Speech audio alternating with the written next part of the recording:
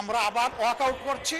আমরা আবার যখন উপযুক্ত তখন ইনশাআল্লাহ আমরা আসব, অংশগ্রহণ করব, জনগণের পক্ষে কথা বলবো। 4টা নোটিশ আমরা জমা দিয়েছি। আমরা আশা করব সেই নোটিশগুলা জনস্বার্থে, জনদুর্ভোগ নিরসনের স্বার্থে সেই নোটিশগুলা আলোর মুখ দেখবে। এই সংসদে আলোচনার সুযোগ আমরা পাবো। মাননীয় স্পিকার, আমাকে সময় দেওয়ার জন্য আপনাকে ধন্যবাদ। আমরা এখন ওয়াকআউট করছি। আসসালামু আলাইকুম। মাননীয় বিরোধী দলের নেতা, ওয়াকআউট করার স্বাধীনতা আপনার আছে, বাট সংসদের ভিতরে সবকিছু আলোচনা করা দরকার, না হলে জাতি কি পাবে? আমি অনুরোধ করব আপনারা বসেন, আলোচনায় অংশগ্রহণ করেন, পক্ষ বিপক্ষ বিতর্ক থাকবে, বিতর্কের মধ্যে দিয়েই তো জাতি পরিচালিত হবে আপনাদের নেতৃত্বে। মাননীয় সদস্যবর্গ, দিনের কার্যসূচি অনুযায়ী এখন আইন প্রণয়ন কার্যাবলী। জি, মাননীয় বিরোধী দলের নেতা। মাননীয় স্পিকার, আপনাকে ধন্যবাদ। আইন প্রণয়নের জন্য এখানে 3টি বিল আমাদের সামনে উপস্থাপিত হয়েছে। আজকে এই সংসদ এমন একটি সময় অনুষ্ঠিত হতে যাচ্ছে যেই সময় সঙ্গত কারণেই দেশে নানাবিধ সমস্যা বিরাজমান। অত্যন্ত দুঃখের সাথে বলতে বাধ্য হচ্ছি, এই সংকট এবং সমস্যা তীব্র আকার ধারণ করায় মানুষের যখন জনদুর্ভোগ আমরা লক্ষ্য করছিলাম, তখন তৎকালীন মহামান্য রাষ্ট্রপতির সাথে আমি সরাসরি কথা বলেছিলাম এবং স্পিকারের দায়িত্বে আপনি ছিলেন, আপনার সাথেও আমি কথা বলেছিলাম।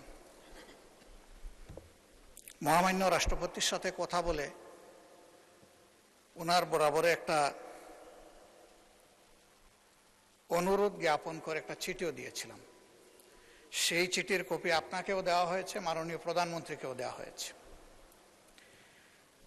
বলেছিলাম যে এই সংসদটা আমাদের জাতীয় সকল কর্মকাণ্ডের মূল হওয়ার যে দাবি রাখে, এই ধরনের একটা স্পর্শকাতর সময়ে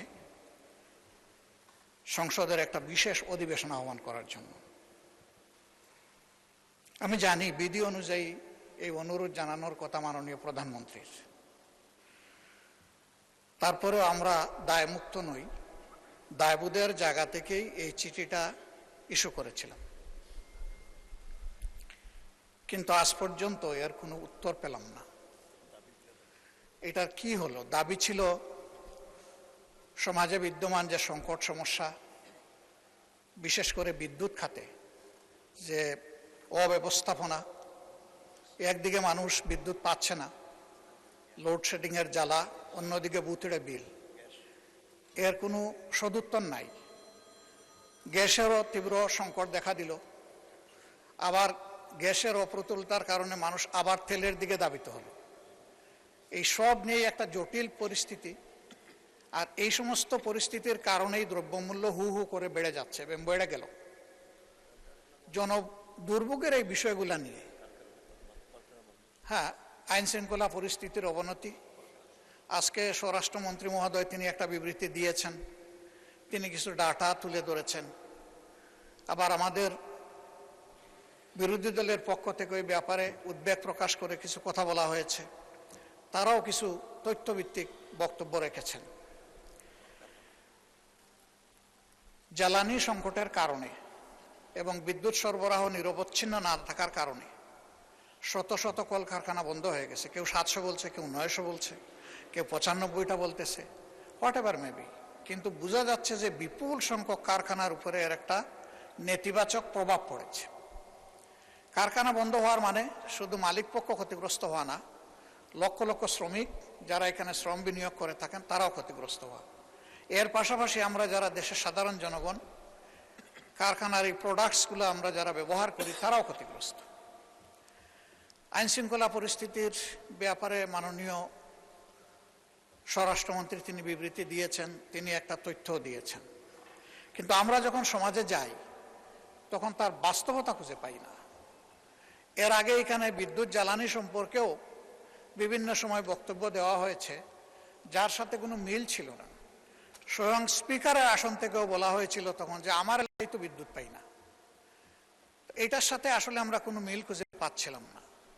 সেই কঠিন সময়ে যখন জ্বালানি নিয়ে ভয়াবহ সমস্যা দেখা দেয় তেল নিয়ে, তখন এই সংসদে একটুখানি আলোচনার ফলে একটা সমাধান বের হয়ে এসেছিল এবং সমাজ আতঙ্ক থেকে রক্ষা পেয়েছিল।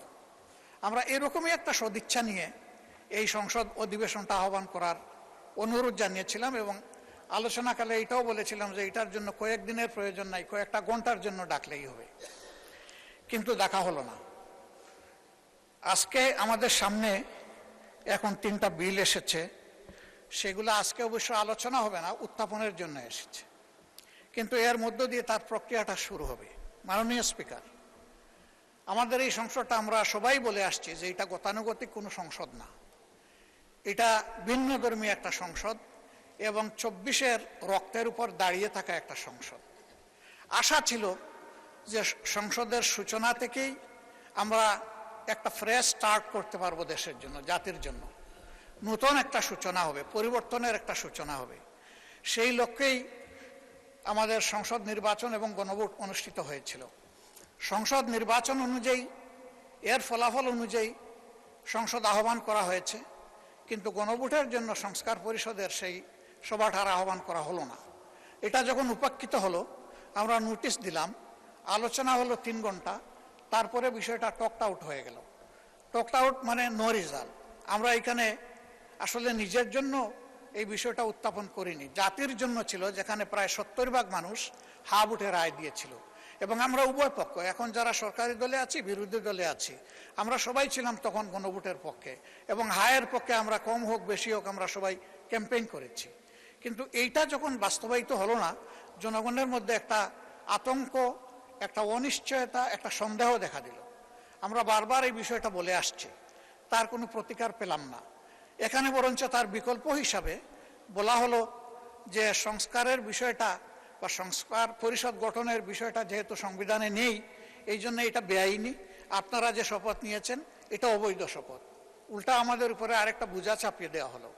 অথচ এটা জনগণের দেওয়া রায়, উভয়ে মেনেছিলাম, সেই ভিত্তিতেই এই নির্বাচন হয়েছিল এবং যে অর্ডারের মাধ্যমে নির্বাচন হয়েছে, একই অর্ডারে লেখা ছিল যে 30 দিনের ভিতরে সংসদ অধিবেশন ডাকতে হবে এবং একইভাবে সংস্কার পরিষদের সভা আহ্বান করতে হবে।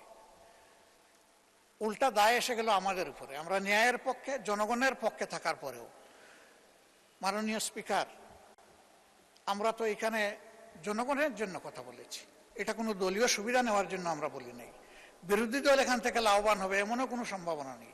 18 কোটি মানুষের রাইটের পক্ষে ছিল আমাদের এই কথাগুলা, যে কারণে ফেসিবাদ যুগে যুগে জেকে বসেছিল এই জাতির গাড়ে। আমরা চেয়েছিলাম ওই জায়গাগুলো পরিষ্কার হোক, কিন্তু আমরা বিষয়ের সাথে লক্ষ্য করলাম গণভোটের রায় তো মানা হলোই না। 133টা অর্ডিন্যান্স যেটা ছিল, এখান থেকে 20টাকে ল্যাপসেস করে দেওয়া হলো, যেগুলো ছিল খুবই গুরুত্বপূর্ণ।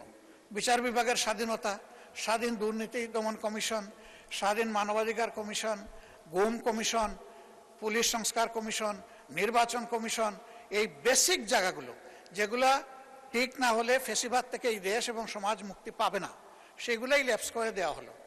এখন আমরা দেখছি যে সেইগুলা আস্তে আস্তে বিভিন্ন কায়দায় আপনারা এখানে, মানে আপনারা বলতে সরকারি দল এখানে নিয়ে আসছেন। আরেকটা বিষয় এখানে লক্ষণীয়, আজকের দিনটা হলো বৃহস্পতিবার। আমাদের কনসেনসাস অনুযায়ী এই দিনটা হচ্ছে বেসরকারি দিবস। বেসরকারি দিবসে সরকারি বিল আসে কিনা এটা আমি জানি না, আমাকে জানালে আমি খুশি হব। আজকের দিনটা হলো বেসরকারি সদস্যদের জন্য। হ্যাঁ, বেসরকারি সদস্য বিরোধী দলেরও হতে পারেন, সরকারি দলের হতে পারেন, মন্ত্রীদের বাইরে যারা আছেন তারা সকলেই আমরা বেসরকারি সদস্য। আমরা সেই বিল আনতে পারি এবং পেন্ডিং অনেকগুলা বেসরকারি বিল আছে, সেই বিলগুলো আজকে না এনে আমি মনে করি যে এখানে অধিকার ক্ষুণ্ণ করা হয়েছে এবং আজকে এখানে যেভাবে সরকারি বিল উত্থাপন করা হচ্ছে এটা বোধহয় কোনো ভালো নজির হবে না। হ্যাঁ, স্পিকারের জুরিসডিকশনের জায়গা থেকে যদি কিছু করার থাকে সেটা আমরা জেনে নেব, কিন্তু আমরা এটাই জানতাম যে বেসরকারি দিবসটা বেসরকারি সদস্যদের জন্য। এই সব কিছুতে আমরা দেখতে পাচ্ছি যে সংসদকে ঠেলে একতরফাভাবে এক পেশে করে নিয়ে যাওয়া হচ্ছে। আমরা নীতিগতভাবে এই ধরনের বিলে আমরা অংশগ্রহণ করতে চাচ্ছি না। আমরা আশঙ্কা করছি যে এর মাধ্যমে সংস্কারের যে মূল দাবি সেইটাকেই চাপা দেওয়া হয়। তা আমরা সেই চাপা দেওয়ার পক্ষে নাই। আমরা সংস্কারের মূল দাবির পক্ষে জোরালো এবং স্পষ্ট অবস্থান আমাদের। আমরা এখান থেকে সরিনি। আমাদেরকে অফিসিয়ালি নন অফিসিয়ালি এই পার্লামেন্টের ভিতরে এবং বাইরে অনেকবারই অনুরোধ করা হয়েছে যে সংবিধান সংশোধনের কমিটিতে আসেন। একটা কমিটি এখানে পাশ হয়েছে, আমাদের প্রতিবাদ ছিল, আমরা অংশগ্রহণ করি নাই, সব ঠিক আছে। ওইটা পাশ হয়েছিল সংবিধান সংশোধন কমিটি নামে। পরে আমরা যখন বললাম যে সংবিধান সংশোধন কমিটি নামে কোনো কমিটি হওয়ার কোনো বিধান নেই, আমরা পরে শুনলাম যে এটার আগে একটা বিশেষ শব্দ বসানো হয়েছে। সেই বিশেষটা এখানে পাশ করা হয়েছে কিনা আমি জানি না। একটা কমিটি যদি আসলে এই হাউস থেকে পাশ করানো হয় তাহলে তার প্রত্যেকটি অক্ষরও এখান থেকে পাশ করাতে হবে। সেটা তো হয় না। ওইটার পক্ষে আমরা ছিলাম না, এটা বড় কথা না। আমি বলছি যে এখানে প্রসিডিওরটাও মেনটেন করা হয়নি। মাননীয় স্পিকার, এই সমস্ত বিষয় বিবেচনায় নিয়ে এখন যে বিষয়টা আপনি উত্থাপনের দিকে যাচ্ছেন, আমরা যেহেতু এই আলোচনায় বৃহৎ স্বার্থে আমরা পুরা সংস্কার চাই, আমরা গণভোটের বাস্তবায়ন চাই এবং আমরা এইভাবে খণ্ডিত কোনো প্রসেসের অংশ হতে চাই না। এই জন্য আমরা এখন আর এই আলোচনায় আমরা অংশগ্রহণ করব না। এই পর্বে আমরা সংসদ থেকে বিদায় নিচ্ছি। আমরা আবার ওয়াক আউট করছি। আমরা আবার যখন উপযুক্ত তখন ইনশাআল্লাহ আমরা আসব, অংশগ্রহণ করব, জনগণের পক্ষে কথা বলবো। 4টা নোটিশ আমরা জমা দিয়েছি। আমরা আশা করব সেই নোটিশগুলা জনস্বার্থে, জনদুর্ভোগ নিরসনের স্বার্থে সেই নোটিশগুলা আলোর মুখ দেখবে। এই সংসদে আলোচনার সুযোগ আমরা পাবো।